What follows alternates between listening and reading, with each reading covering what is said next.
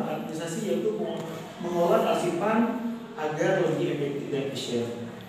Nah, dengan memperhatikan aspek yang terus dilakukan dalam hal untuk perbaikan pada MTS Budaya Sumisku, terutama banyak di awal yang disulitan dalam hal administrasi, banyak kegiatan yang pada awalnya kekurangan dokumen, namun setelah pengajuan agregasi, seluruh pihak madrasah dengan upaya semaksimal mungkin untuk menyiapkan segala sesuatu hal yang berhubungan dengan administrasi. Dalam hal ini, MTS Budaya mendapat bimbingan dari tim asesor yang ada di Bujang Lombok dan penguasaan madrasah dari Kementerian Keagamaan. Nah, berdasarkan pemaparan yang ditampilkan yang dijelaskan di atas, maka peneliti sangat tertarik yang mana membahas mengenai dalam ini proses dalam hal akreditasi, yang mana nanti juga akan tertarik dalam peningkatan mutu.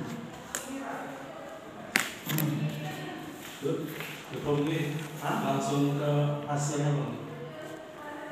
Langsung ke hasil usaha ya. Hasil berikutnya.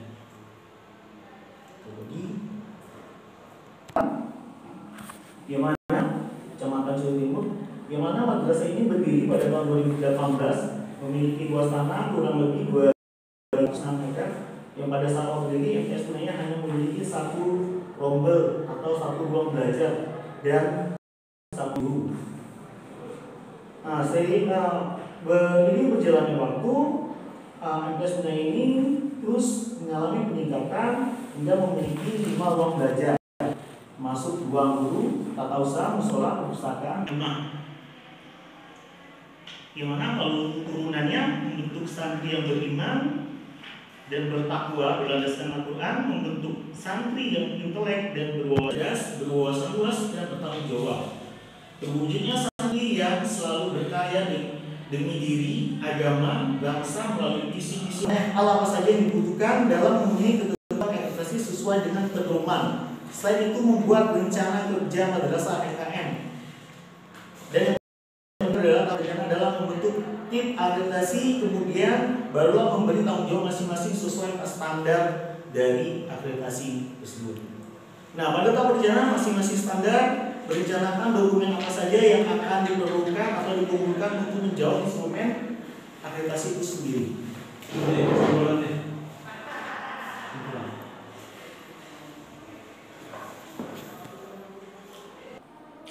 Kemudian dilaksanakan secara berkala untuk melihat kualitas guru, dan juga dalam proses pembelajaran guru-guru sudah lebih kreatif dan inovatif dalam menggunakan model-model pembelajaran dan pemanfaatan di lingkungan untuk media pembelajaran dalam proses kegiatan KBM. Demikian hasil pemaparan tesis yang telah dilakukan yang berjudul manajemen akreditasi dalam peningkatan mutu di MTS Budaya Sumisku. Lebih boleh langsung dulu Pak. Lebih dan kurangnya mohon maaf. Jadi sementara mengucapkan beliau wassalamualaikum warahmatullahi wabarakatuh. Waalaikumsalam warahmatullahi wabarakatuh. Terima kasih kepada Anggi sudah mempresentasikan hasil penelitiannya. Oleh karena itu, untuk membedah, menambah dan mengulang daripada hasil yang sudah dituliskan di tesis kepada penguji utama dengan nama penjelasan kepada Baik, terima kasih Bapak Sidang. Assalamualaikum warahmatullahi wabarakatuh. Alhamdulillahirabbil alamin. Allahumma sholli ala sayyidina Muhammad wa ala ali sayyidina Muhammad. Yang kami hormati, yang kami muliakan Bapak Dr. Murnianto, Bapak penguji 1, Bapak Dr. Nuzwan, Bapak penguji 2 sekaligus saudara sidang, Bapak Dr. Deriwanto, dan Saudara Anggi Mantara. Alhamdulillah sudah masuk ke dalam tahap seminar hasil penelitian. Ada beberapa hal yang ingin kami konfirmasi observasi kepada saudara Anggi Mantara terkait judul Manajemen Akreditasi dalam Peningkatan Mutu Pendidikan di MTS Bunaya Islamic School Curug. Penelitian ini sudah berapa bulan dilaksanakan? Dimulai dari bulan Februari Februari Maret sampai kemarin. Berarti sudah berapa bulan? Kurang lebih 5 ke 6 bulan. Oke. Berarti kurang lebih 6 bulan. Kemudian Pak Anggi di surat izin risetnya ada dilampirkan riset penelitiannya.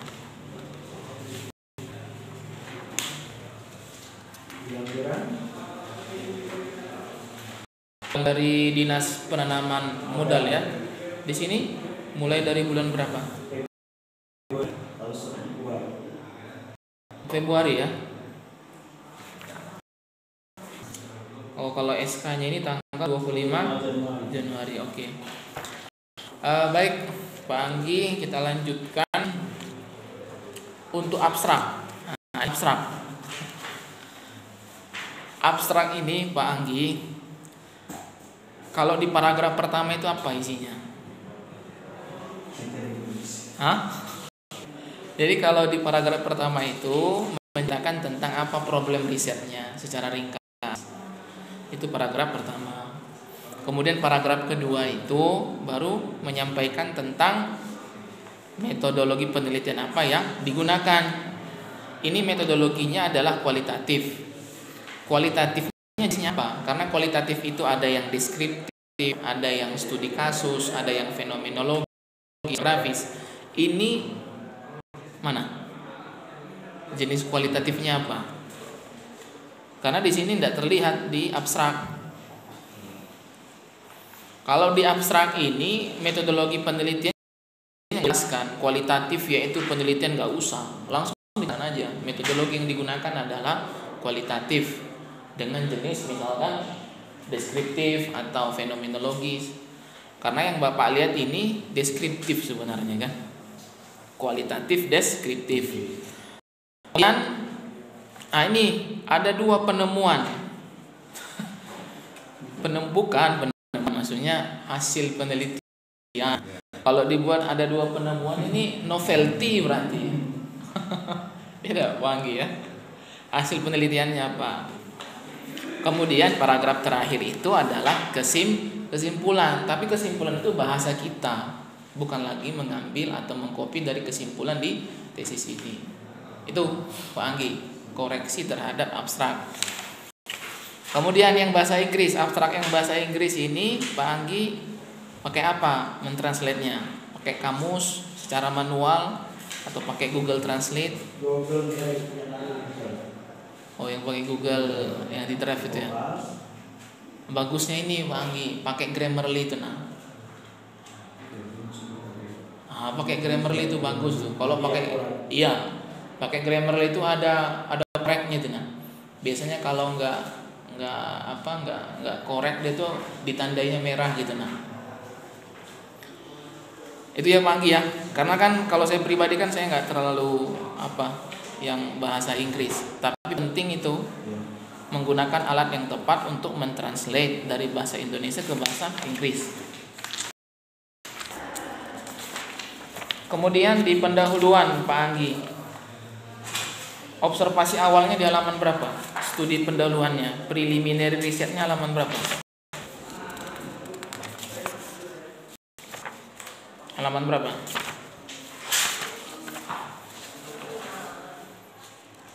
Halaman berapa Pak Anggi? Halaman 2 yang dipakai BPS-nya Halaman 2 terus sebenarnya merupakan salah satu madrasah.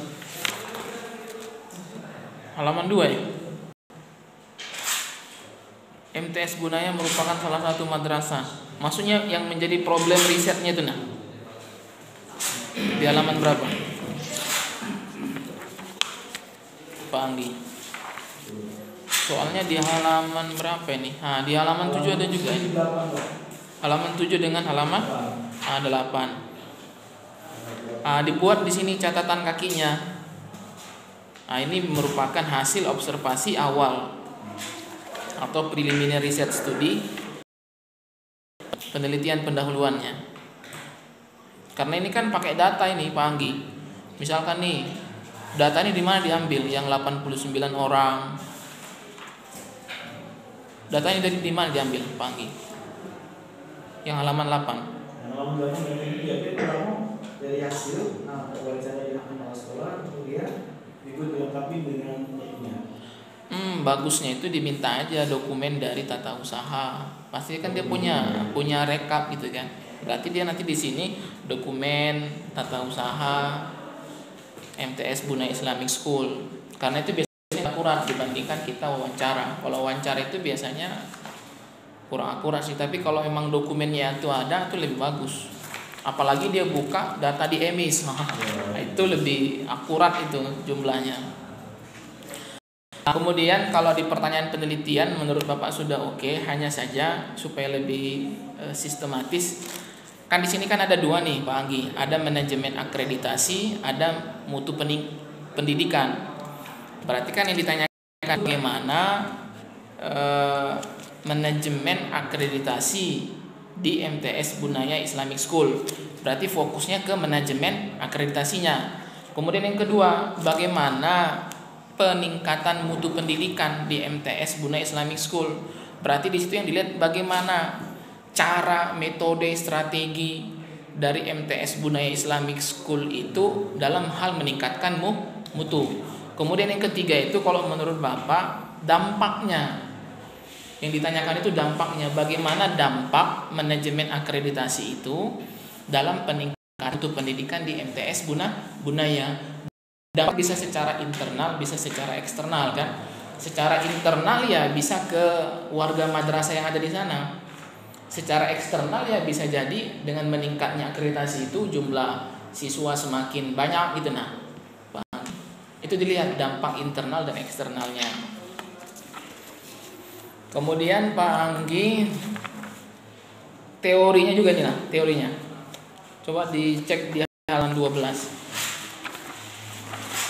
Cek di halaman 12. Tadi kan menggunakan apa tuh? Badan Akreditasi Nasional Sekolah Madrasah kan, BAN SM kan. Tahun berapa Pak Anggi? BAN SM. Yang tahun berapa? Tahun yang terbaru tahun 2020 ya. Yang ini IASP, Instrumen Akreditasi Satuan Pendidikan tahun di Undang-Undang Sistem Pendidikan. Iya. Masih Undang-Undang Sistem Pendidikan Nasional nomor 20 tahun 2003. Berarti instrumen akreditasi satuan pendidikan IASP-nya masih tahun 2020. 2020 Mas. Ada berapa instrumennya? Ada 4 instrumen. Ada 4 instrumen. Dari turunan dari 8 menjadi 4. Ada dibuat di teori ini. Ada. Halaman? Ini terpokok dari manajemen. Halaman? Soalnya Bapak nggak ketemu nih nah di instrumen itu nah. Soalnya kan nanti hasil penelitian dan pembahasan kan pakai instrumen itu nah. Halaman berapa? Di sini yang ada halaman? Dari 17 sistem akreditasi tahun 2020. Oke, sistem akreditasi. Instrumen yang 4 itu nah, Pak Anggi. Apa aja instrumen yang 4 itu? Turunan dari yang 8. Tadi kan 8 kan? Diturunkan jadi 4. Di teori ada gak? Ada Pak, dari mulai halaman tadi sampai halaman 19. Halaman data kualitas yang ada pada gambar 17 tadi ya. Dianya Di mana instrumennya? Bapak nggak ketemu. Instrumennya apa aja? 1, 2, 3, 4. dideskripsikan. Jangan dideskripsikan. Disebutkan dulu. Instrumennya satu apa, baru dideskripsikan, dinarasikan gitu kan. Instrumen kedua apa gitu nah. Nggak ada ketemu sini Bang Gi. Ya dah. Di sini kan gambar apa ini? Pola pikir akreditasi. Maksud Bapak instrumen tuh nah. Ya, yang turunan dari IASP tadi, instrumen akreditasi tadi. Itu penting tuh Pak Anggi. Itu teorinya Pak Anggi. Kemudian pernikahan, teorinya halaman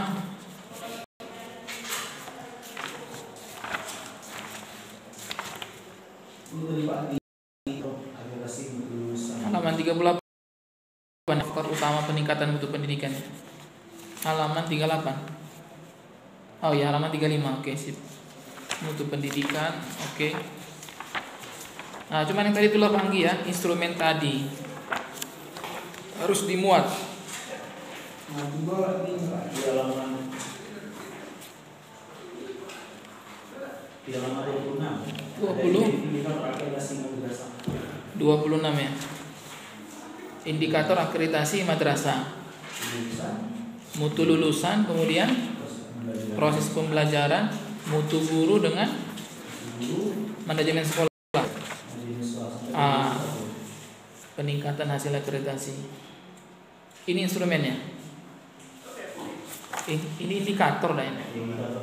Instrumen itu kan alat yang digunakan untuk mengukur apakah dia terakreditasi A, B atau C. Kalau di perguruan tinggi kan dia punya 9 kriteria ya Pak ya. Maksud Bapak yang kalau sekolah itu kan pasti punya juga tuh.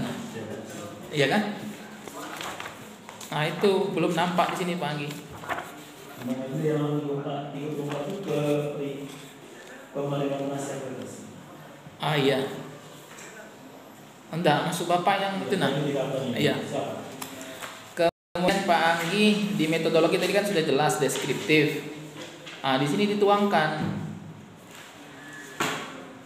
Di sini kan cuma jelaskan kualitatif, dijelaskan kualitatif deskriptif itu apa kan? Oke Pak Anggi, kemudian hasil penelitian dan pembahasan halaman 59. Karena tadi pertanyaan penelitiannya 3, berarti temuan dan pembahasannya jadi 3. Nanti ditambahkan poin dampak. Coba perhatikan Pak Anggi. Pak Anggi neliti itu cuma di bulan Maret. Perhatikan halaman 65 11 Maret, halaman 67 11 Maret. Berarti bulan Maret Pak Anggi meneliti nih. Tiba-tiba dari bulan Maret melompat ke bulan Juni. Ya Pak, dari mana? Berarti April, Mei nggak ada Pak. Break dulu. Coba perhatikan Pak Anggi. Nah, berarti dari bulan Maret Pak Anggi langsung loncat ke bulan Juni. Jadi nelitinya cuma 2 bulan, bulan Maret sama bulan Juni. Betul tak Pak Anggi? Mungkin ada kesalahan mungkin di ketika ngetik di mungkin data gunanya ke lain. Tapi kalau untuk gunanya udah, maksudnya dalam 6 bulan tersebut Pak, memang tidak intens kan di bulan Februari itu beberapa kali. Tetapi mungkin ada di bulan ini di Buksano, mungkin dari Topol cuma dari kaitan di wawancara yang masih mungkin di sini memang sebelumnya. Nah itu, jadi kalau di track pakai apa tuh nah, triangulasi tuh, keabsahan data itu kena itu Pak Anggi itu nah. Itu ya Pak Anggi ya. Jadi kalau kita neliti dari bulan Februari sampai bulan Juni datanya harus ada semua itu. Nggak mungkin lah orang neliti pakai nganggur dulu sebulan gitu kan. Kan ada kan observasi langsung, ada observasi tidak langsung. Ada wawancara terstruktur, ada yang tidak terstruktur kan bisa itu. Pak Anggi itu aja Pak Anggi, saran dari saya. Pak Anggi pakai Mendeley dah atau Zotero? Pakai ya. Ada tak motif tulisan dosen-dosen kita di sini? Siapa? Pak Deriwanto ada di tulisannya? Ada tak? Ngetes belum, nggak ada. Dia kutipan orang lain dipakai, tapi kutipan PBB nggak ada. Itu kalau pakai Mendeley kan cuma klik aja tuh, ya Pak kan? Ketik nama Pak Deriwanto. Soalnya nggak ada jelas di sini, satu pun nggak ada. Atau saya salah? Siapa? Nah itu ya. Pak Nuzar nggak ada juga. Pak Nuzar nggak ada. Ada Pak Nuzar Pak. Ada ya? Ada Pak Lezwa? Tidak ada. N. Nggak ada. Neneng yang ada. Neneng, Reni, Nurmawati. Kalau Neneng itu siapa lu? Saudara aktif, padahal beliau pemimpin satu saudara. Iya. Neneng saudara. Ya, gara-gara namanya Neneng. Ada ya? Allah. Oke, Pak Agi, terima kasih demikian dari kami. Kami kembalikan kepada Pak Ketua Sidang. Assalamualaikum warahmatullahi wabarakatuh. Waalaikumsalam warahmatullahi wabarakatuh. Terima kasih banyak kepada Bapak Penguji Utama yang sudah memberikan masukan-masukan dan perbaikan-perbaikan. Semoga apa yang saya tadi dapat dan baru dari apa yang sehingga nanti berikutnya akan lebih baik. Pembimbing satu untuk memberikan masukan-masukan. Saudara Bapak silakan.